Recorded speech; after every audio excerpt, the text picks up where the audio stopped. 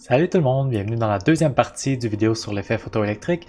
Ici, ce qu'on va faire maintenant, c'est qu'on va vraiment couvrir les équations nécessaires pour résoudre les problèmes qui utilisent l'effet photoélectrique. La première partie était vraiment très conceptuelle, essayer de comprendre les concepts autour de l'effet photoélectrique, puis maintenant, on va faire les équations pour être capable de résoudre les problèmes. C'est parti, on regarde ça ensemble.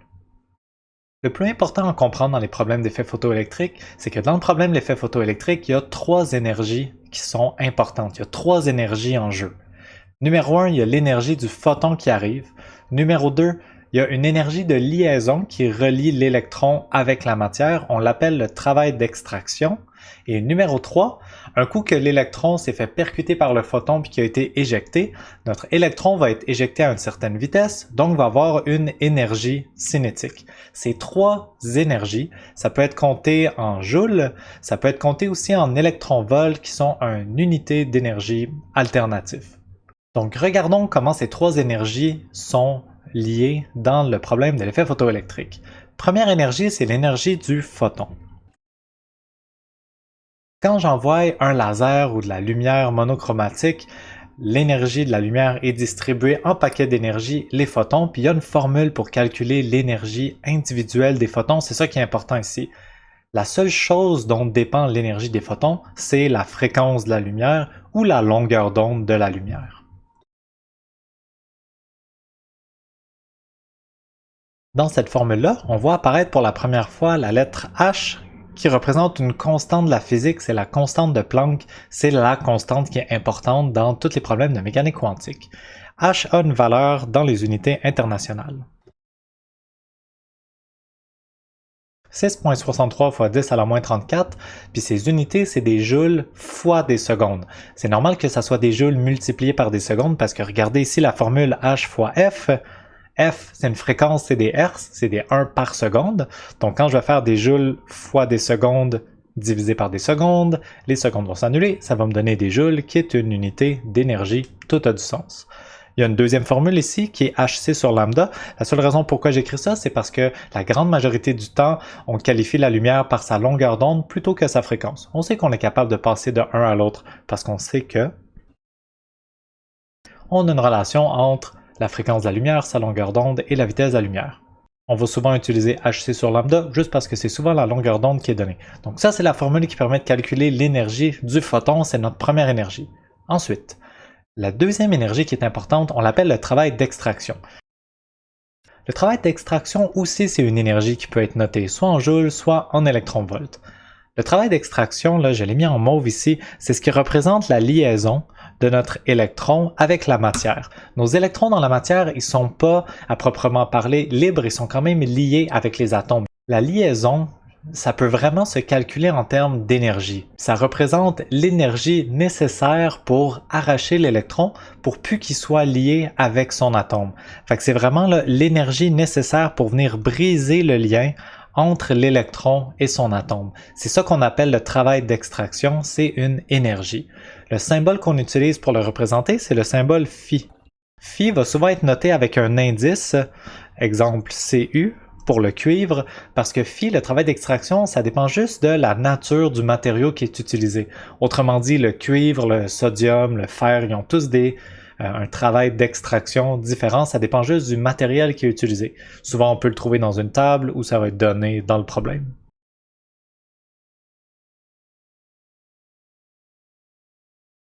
À partir de là, il y a deux cas de figure possibles. Soit le photon a plus d'énergie que le travail d'extraction, soit le photon a moins d'énergie que le travail d'extraction. Si le photon a moins d'énergie que le travail d'extraction, simplement ce qui se passe, c'est que les électrons sont pas éjectés. Dans mon vidéo précédent, la lumière rouge n'avait pas assez d'énergie pour être capable d'extraire des électrons parce que l'énergie des photons rouges était simplement plus petite que le travail d'extraction.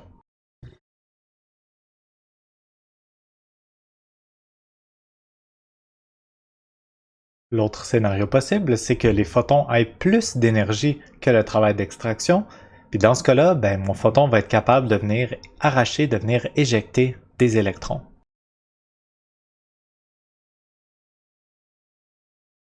Mais qu'est-ce qui arrive quand le photon a beaucoup plus d'énergie que l'énergie de liaison? Qu'est-ce qui se passe avec l'énergie qui reste, donc toute l'énergie supplémentaire, va être convertie en énergie cinétique transportée par notre électron.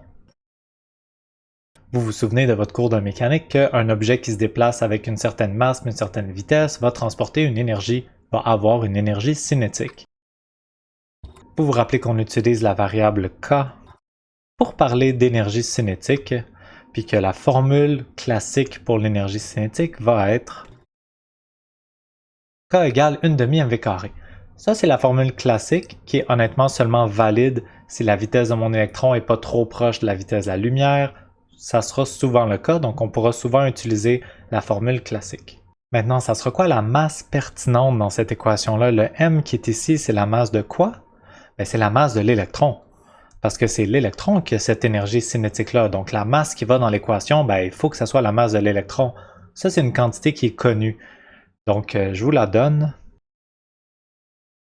Et voilà, on a fait le tour des 3 énergies importantes dans le problème. Le photon arrive avec une énergie HF ou HC sur lambda. S'il y a plus d'énergie que l'énergie de liaison, il va être capable d'expulser un électron.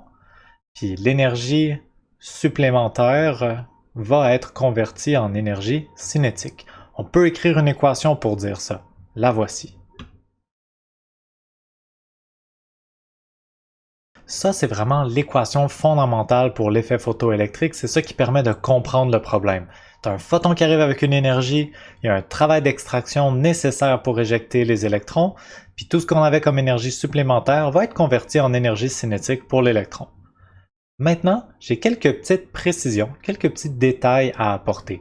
Ça, c'est l'équation fondamentale. Là, je vous donne des petites informations supplémentaires, des précisions qui sont importantes. Précision numéro 1. Cette équation-là est seulement valide, évidemment, si le photon a plus d'énergie que le travail d'extraction. Si le photon a moins d'énergie que le travail d'extraction, puis que je venais isoler mon énergie cinétique ici, ça me donnerait une énergie cinétique négative, ce qui n'a aucun sens. Dans le fond, si le photon a moins d'énergie que le travail d'extraction, il se passe juste rien. Il n'y en a pas d'électrons éjectés, il n'y en a pas d'effet photoélectrique. Fait qu'il n'y a rien vraiment qu'on peut calculer avec ça. Des fois, ce qu'on peut vous demander de faire, c'est de tester à partir de quelle fréquence ou à partir de quelle longueur d'onde il va commencer à y avoir de l'effet photoélectrique. Ben, pour qu'il commence à y avoir de l'effet photoélectrique, ce qu'on met comme équation, c'est qu'il faut que l'énergie du photon soit comme exactement égale au travail d'extraction. En pratique, ça se produit jamais vraiment, là. C'est vraiment un scénario, tu sais, limite frontière, parce que là, les électrons seraient éjectés avec une vitesse de 0, ce qui a comme pas vraiment de sens. Mais c'est un cas limite qui nous permet d'établir une frontière au-delà ou en dessous de laquelle il y aura ou il n'y aura pas d'effet photoélectrique. Cette fréquence spécifique-là, on l'appelle la fréquence seuil.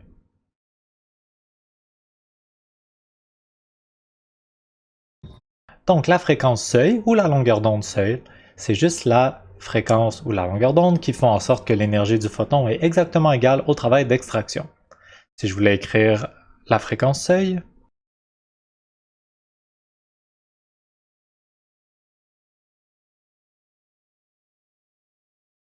donc ça serait une formule qui me permettrait de calculer la fréquence seuil ou la longueur d'onde seuil. Si la fréquence de la lumière est supérieure à la fréquence seuil, il y aura de l'effet photoélectrique, des électrons éjectés. Si la longueur d'onde est plus petite que la longueur d'onde seuil, il y aura des électrons éjectés. Deuxième petite précision à donner sur l'équation, il y en a 3 au total, on lâche pas, c'est que quand je vais venir calculer l'énergie cinétique de mon électron, souvent ce qu'on va me demander de faire dans les problèmes, c'est au lieu de calculer juste l'énergie cinétique de l'électron, je vais aimer ça calculer la vitesse de l'électron. Ben, je vais commencer par faire cette étape-là pour calculer l'énergie cinétique de l'électron. Je vais obtenir un chiffre qui va être soit en joules, soit en électron-volts. Et ensuite, qu'est-ce que je vais faire? Ben, je vais utiliser la définition d'énergie cinétique avec la masse de l'électron pour venir isoler ma vitesse. Donc, quand vous allez venir calculer la vitesse de votre électron, le conseil que j'ai pour vous, c'est utiliser la formule classique, utiliser le 1/2 mv carré, puis isoler la vitesse là-dedans. Si jamais, par contre, vous trouvez que il y a une vitesse qui est très proche ou même qui dépasse 3 × 10 à la 8 mètres par seconde, la vitesse de la lumière. Prenez quand même un moment pour avoir un regard critique sur la vitesse que vous trouvez. Si la vitesse est trop proche de la vitesse de la lumière, au-dessus de 10, 20, 30% de la vitesse de la lumière, là, là, il va falloir dire « Oups, j'aurais pas dû utiliser la définition classique de l'énergie cinétique, j'aurais dû utiliser la définition relativiste. » Fait que je vais prendre la même énergie cinétique en joules que j'avais déjà calculée, sauf qu'au lieu de la mettre égale à 1/2 mv carré, je reviens en arrière d'une étape. À la place, je la mets égale à gamma-1 mc carré, toujours avec la masse de l'électron, puis là je viens isoler le V dans cette équation légèrement plus compliquée là. La dernière chose que je veux vous expliquer sur cette équation-là, c'est une considération qui est beaucoup plus expérimentale que théorique.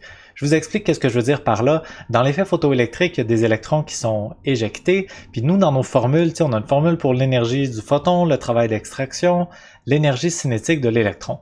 L'énergie cinétique des électrons, c'est pas quelque chose qu'on est capable de directement mesurer en laboratoire.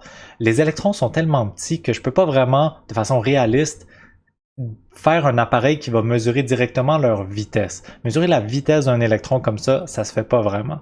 Fait qu'on utilise des notions qu'on connaît de notre cours d'électricité et magnétisme pour être capable de déterminer l'énergie cinétique des électrons à l'aide d'une différence de potentiel. Je sais que peut-être c'est loin les notions d'électricité et magnétisme, mais vous allez voir, ça sera pas souffrant pantoute, ok? Il y a une mini affaire à se rappeler, puis on va être correct. Je vous le montre tout de suite. Donc maintenant, je veux vous parler du potentiel d'arrêt. Pour vous parler du potentiel d'arrêt, je vais vous ramener un instant dans le simulateur. Il y avait une batterie dans le bas du simulateur, là, puis elle sert à faire ça. Je vous montre, ok, un petit instant, qu'est-ce qu'on veut dire par là. Ok, on est de retour dans notre simulateur, donc j'augmente l'intensité de la lumière, on met ça à 100%, 400 nanomètres, vous voyez que j'ai des électrons qui sont éjectés. J'ai un courant électrique qui est là. Je ne peux pas de façon réaliste mesurer la vitesse à laquelle ces électrons-là sont en train de se déplacer. Qu'est-ce que je vais faire à la place? C'est que je vais mesurer le potentiel, la différence de potentiel nécessaire pour venir freiner ces électrons-là. Donc je vais appliquer un champ électrique qui va venir arrêter les électrons, qui va essayer de les freiner, puis je vais mesurer la différence de potentiel, le voltage nécessaire pour arrêter les électrons de passer. En mesurant la différence de potentiel nécessaire pour freiner les électrons, je vais être facilement capable de déduire c'était quoi leur énergie cinétique avant. Je vais vous remontrer ça avec les équations après coup, juste pour qu'on puisse le visualiser. J'ai une batterie qui est là. Regardez qu'est-ce qui se passe avec le courant électrique. Il y a du courant électrique parce qu'il y a des électrons qui circulent. Si je viens doucement opposer une différence de potentiel aux électrons, vous voyez, les électrons, là, ils ont de la misère à se rendre. Il y en a certains qui se rendent, il y en a certains qui revirent de bord parce qu'il n'y avait pas une vitesse assez grande. Puis si j'augmente suffisamment le potentiel, à un moment donné, mon courant électrique va arriver à 0. Parce que là, tous les électrons ne sont pas capables de se rendre. Aucun électron, même les plus rapides, ceux qui étaient les plus faiblement liés au métal, ne seront pas du tout capables de se rendre. Fait que là, j'ai une précision limitée dans le simulateur, mais expérimentalement, c'est ça qu'on fait. On mesure le nombre de volts nécessaires pour que même les électrons les plus rapides retournent de bord et ne soient pas capables de se rendre jusqu'à notre plaque de droite. Donc, c'est quoi le potentiel d'arrêt? On le dénote ΔV pour un potentiel, ARR pour arrêt. Comment ça s'articule dans la formule? L'idée, là, ça c'est vraiment là, un des vieux principes de mécanique. Si je veux enlever de l'énergie cinétique en la transformant en énergie potentielle, ben, l'idée c'est que l'énergie cinétique des électrons va devoir être égale à la variation d'énergie potentielle. Là, U et V, U c'est l'énergie potentielle, V c'est le potentiel, ou delta V la différence de potentiel. C'est ça que je suis capable de mesurer. Vous vous rappelez que pour passer de U à V, vous vous rappelez peut-être que pour passer de énergie potentielle à potentiel, il fallait juste multiplier par la charge électrique. C'est pas grave si vous vous en souvenez pas, je vous le dis. Donc, ce qui va être vraiment important ici, on va pas vraiment utiliser delta U, on va plutôt utiliser E, la charge élémentaire, multipliée par delta V arrêt.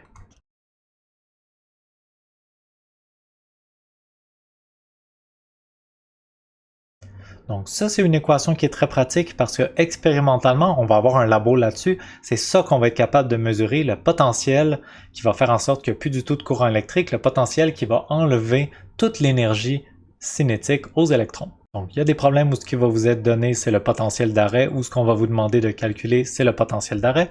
Puis je vous rappelle que la charge élémentaire, c'est une constante, on la connaît dans les unités internationales. La dernière promis microscopique chose que je vais vous dire, je vous ai parlé là, des unités d'énergie, les électronvolts. On en avait parlé dans le cours d'électricité, mais ça fait longtemps. Puis dans le chapitre qu'on est en train de faire, les électronvolts vont revenir quand même souvent. Électron-volt, une charge électrique multipliée par des volts, ça donne de l'énergie. Donc un électron-volt, c'est l'énergie potentielle de une charge élémentaire qui traverse une différence de potentiel de 1 volt. La conversion électron-volt en joules, là voici un électron-volt, ben c'est une fois la charge élémentaire, qui est 1,6 fois 10 à la moins 19 coulombs, multiplié par 1 volt, puis des coulombs multipliés par des volts, ça donne des joules. Fait que c'est vraiment comme la définition de la charge élémentaire. J'ai rajouté des volts ici et des volts ici, puis coulomb fois volt, ça donne des joules. C'est pas plus compliqué que ça, la notion de électron-volt. C'est juste que c'est une unité d'énergie qui a comme le bon ordre de grandeur pour ce qu'on est en train de travailler. Donc souvent, on trouve ça agréable d'utiliser les électronvolts plutôt que tout le temps être dans les 10 à la moins beaucoup joules. Voilà, c'est tout pour notre section sur l'effet photoélectrique. J'espère que c'était clair. Il nous restera juste un tout petit exemple rapide à faire pour conclure et ensuite on aura tout fait pour cette section. Merci beaucoup d'avoir écouté.